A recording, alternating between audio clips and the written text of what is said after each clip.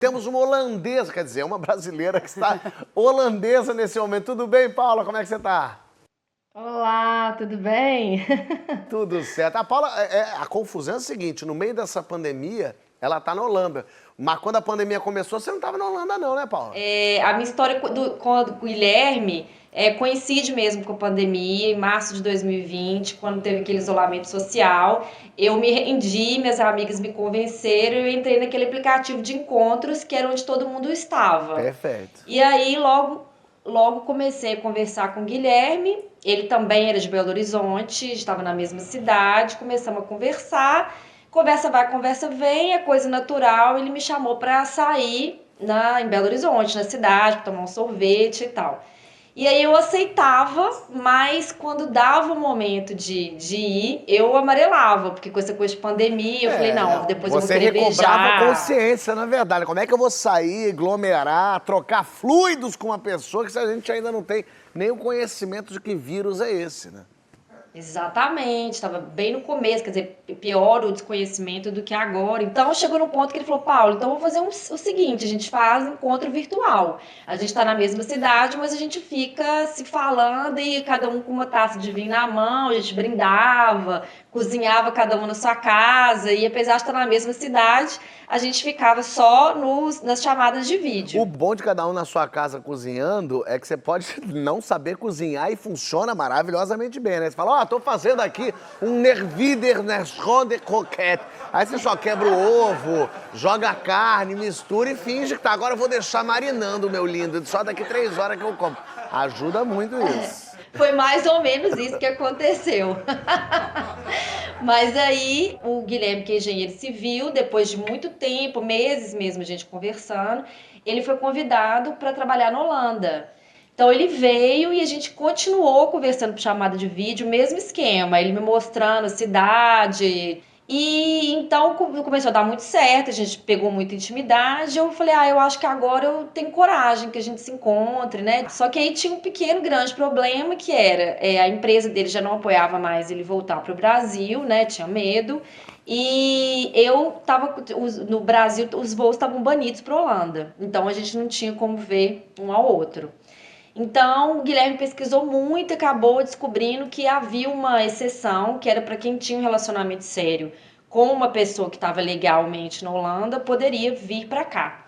Então, o duro foi isso, porque a gente precisava da declaração dos nossos familiares, que a gente tinha um relacionamento sério, e como que a gente convence a Polícia de Fronteira da Holanda e os nossos familiares que a gente tem um relacionamento sério, sendo que a gente não os conhece, nunca se viu na vida, Tinha que né? fazer na fronteira um quiz de casal. Qual a cor preferida dele? Não pode olhar. Fica de costas. Qual a viagem inesquecível dele? Eu não sei dizer.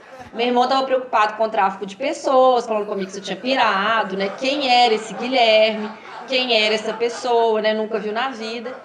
Mas rolou, assim, aceitaram, toparam, embarcaram nessa, a mãe dele, meu irmão, e depois de meu irmão, enfim, todo mundo saber o endereço do Guilherme, saber tudo, né, eu pesquisar um pouco sobre tráfico de pessoas, eu vim pra cá. Mas aí, enfim, deu muito certo, a gente começou a namorar de fato, e eu vim pra cá outras vezes, mais vezes, tal, ele nunca, né, podia ir pro Brasil e tudo. Depois de um ano e pouco, eu fui pedido em casamento. Mas o problema era, tinha vindo aquela nova variante, e aí essa exceção que me permitia vir para a Holanda, estar aqui, né, transitar, já não podia mais, né, foi banido com aquela primeira variante. Então, você vê que a minha história é mesmo esse amor de pandemia, É né, uma ela cruza com loucura. a... E aí você aqui no Brasil não podia voltar pra casar então com ele fisicamente, nem ele vir pra cá, nem você lá. Mas daí casa como? Pois é, aí eu falei, gente, o que eu vou fazer? Eu acessei meus conhecimentos, né, que eu sou formada em Direito, advogada. Eu falei, olha, existe casamento por procuração. Ele não precisa estar aqui, ele pega um representante, né, pega um procurador, e aí eu caso com o procurador dele. Fazer o quê? Então a gente chegou à conclusão que valia a pena não esperar, por mais loucura que fosse, já no meio dessa loucura toda, dessa história, mas valia muito a pena casar logo, porque isso me facilitaria entrar aqui. Mas daí eu te pergunto, quem foi seu procurador? Meu sogro topa tudo. Meu sogro topou. E aí foi muito engraçado, porque foi aquela loucura. Ele tava mais nervoso que eu e o Guilherme juntos. Guilherme acompanhando tudo por chamada de vídeo. Cheguei lá no cartório, aquele tanto de noiva, de florista, vendendo ramalhete. Eu me empolguei, caí em tudo, peguei um ramalhete para casar com meu sogro, paguei o pacote mais caro que tinha de foto para casar com meu sogro. E aí o povo ficava, tira foto com o noivo. Eu falava, gente, mas não é ele, né? Não sou o noivo. Não, é o noivo. Então eu tenho o book todinho, assim, eu e meu sogro segurando a certidão de casamento, eu e ele olhando um pro outro, sensualizando, né, amorzinho, Mas o a gente juiz olhando de um pro pai, outro. sei lá, a pessoa que casou vocês, ele falava, é de sua livre e espontânea vontade casar com... E aí seu sogro tinha que responder sim, é... Tinha. E aí meu sogro nervosíssimo, ele falava, o senhor aceita casar com a Paula Sabatini Brandão? Ele, mas eu não sou noivo. Não, meu senhor tem que dizer, o senhor é procurador, o senhor responde em nome do Guilherme, responda. O senhor vai casar com ela ou não? Ele, vou, então eu caso. Então fiquei, né, com o noivo postiço, sem lua de mel, e eu falava isso com o Guilherme. Falei, Guilherme, eu aceito o casamento por procuração. Lua de mel, procuração, não. Aí eu não quero, não. Sogrão na lua de mel. Não, não. Mas é isso, vale a pena, é muito engraçado, mas assim, vale muito, a gente tem muita afinidade, eu acho que é até inspirador. Isso que é amor de verdade, meu Brasil. Tá vendo? Olha aí. Olha por que ela passou pra conseguir casar. E é uma história recente, ela tá agora com ele Tá, do lado. cadê Sejam ele? felizes, um beijo pra você e pro Guilherme. Obrigada. Alegria e sucesso. Ele tá aqui, quer ver, Ah, deixa eu ver a Por carinha, favor. deixa eu só ver essa carinha, Vem cá, pode? Guilherme. Ele é super tímido, mas ele vai Deixa eu ver, vai Deixa ver eu parecido ver, com o seu Guilherme. sogro, gente, eu imagino o sogro. Olha ele ali, ah, Aê! valeu. Partidão, partidão, prosperei na vida. Prosperei, Prosperou. como anda, prosperei. Um beijo pra você, gente. Obrigada. 2 meses de espera Tchau, pra lua tchau. de mel. A quantidade de nude que não rolou. de lá- Ah, isso, muita coisa rolou. Agora, se isso você achou que foi um caso de família, a gente tem aqui no programa o verdadeiro casos de família. Que tá aqui do meu lado. Rafaela está do meu lado. Tudo bem, Rafaela? Como é que você tá? Beleza? A sua história de família é com quem? Ai, com meu avô. Com o avô. Com o avô, pessoa querida. Pois O que é. aconteceu, hein? Então, quando eu era adolescente, eu resolvi passar um final de semana com meu avô. Ele tinha uma casa no litoral de Campos. Ficava 1 hora de Campos, em Santa Clara. E aí fui pra lá. Só que eu tinha um namorado de adolescência.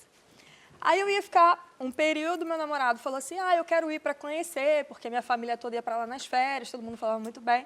E ele resolveu comprar a passagem. Eu falei, você compra, dei o nome do lugar que ele tinha que ir. Quando você chegar lá à noite, eu vou com meu avô buscar você, que era o que todo mundo fazia. Perfeito. Ele comprou a passagem, aqueles celulares antigos, de 1500 antigamente, que tinha aquelas antenas assim, funcionava quando queria. Da antena ainda. Aquele da antena durinha assim, sabe? E aí ele falou, tô saindo do Rio, tá hora, não sei o quê. Beleza, tudo certo. Meu avô muito ciumento ainda tava meio com o pé atrás do meu namorado pra lá, mas tudo Mas bem. aceitou. E você tinha um celular e ele também. Esse celular, Pois a Leste é. nem lembra desse celular, da idade da Leste. Tive um pouco de convívio, um pouco. Teve um pouco de... Porque esse celular é do tipo que ele vinha numa lata de leite condensado que tinha um fio que ligava ao outro celular. Então você falava assim, né? Era nesse Pois contato. era tenso, ele funcionava quando ele queria, sabe? Pois é. Fui pro lugar que o ônibus chegava, que era um vilarejozinho, uma cidadezinha próxima, 5 minutos da casa do meu avô. Chegou o ônibus. Todo mundo desceu do ônibus. Cadê meu namorado? Cadê ele? Não desceu. Falei, ué. Aí perguntei ao motorista, falei, moço, um rapaz assim, assado. Desceu um pessoal e desceu um jovenzinho, sim. Aonde? Lá no centro de Campos. A 1 hora. Uma hora. Só que isso era 10h20 da noite, que era o horário que o ônibus chegava em Santa Clara. Meu avô, já bem idoso, não enxergava muito bem, ele tinha uma Caravan 80. E aí ele já tinha tomado também os negocinhos dele, muito tempo atrás, gente, tem mais de 15 anos. Tá. Aí a única coisa que ele falou pra mim é assim, não, vamos lá buscar ele. Vamos, bora. E você conseguiu se comunicar com o seu Avisei. namoradinho? Falou, tamo Liguei. indo aí te buscar. Pois é, então, aí ele falou, não, então eu vou esperar aqui na rodoviária, eu tô sozinha aqui, só tem eu, vou ter que esperar, beleza. E aí fui com meu avô. Pegamos a estrada, aquelas estradas escuras do interior, sabe? Não tem iluminação, nem nada. Fomos parados, posto da polícia rodoviária, no meio do caminho, o policial fez assim. Aí meu avô, agora ferrou tudo. No que meu avô encostou, tinha um orelhão no meio da estrada, o celular não pegava. Eu fui tentar ligar para ele do orelhão para falar que a gente estava no meio do caminho, que estava tudo certo. Boa, pra avisar. Avisar. Né? Falar, Claro. tô chegando. Quando eu desliguei o telefone, o do orelhão, eu olhei assim, falei, ué, cadê o carro do meu avô? Estrada vazia, né? Aí eu fui, andei para um lado, andei para o outro.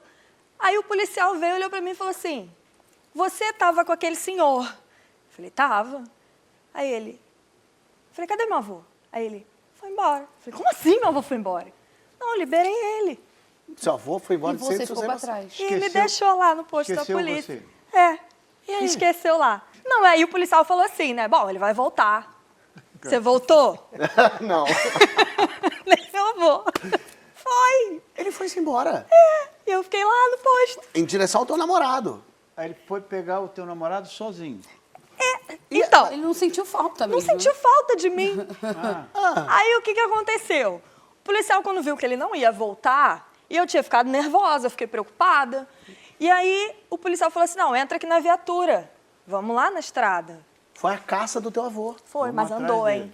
Gente, ele andou assim, tipo, mais de 5 quilômetros. E o policial ia assim, eu vou dar uma multa no seu Lorival por excesso de velocidade. E aí começou a piscar o farol, ia tocar a sirene, meu avô não encostava, achou que ele queria passar, deu passagem.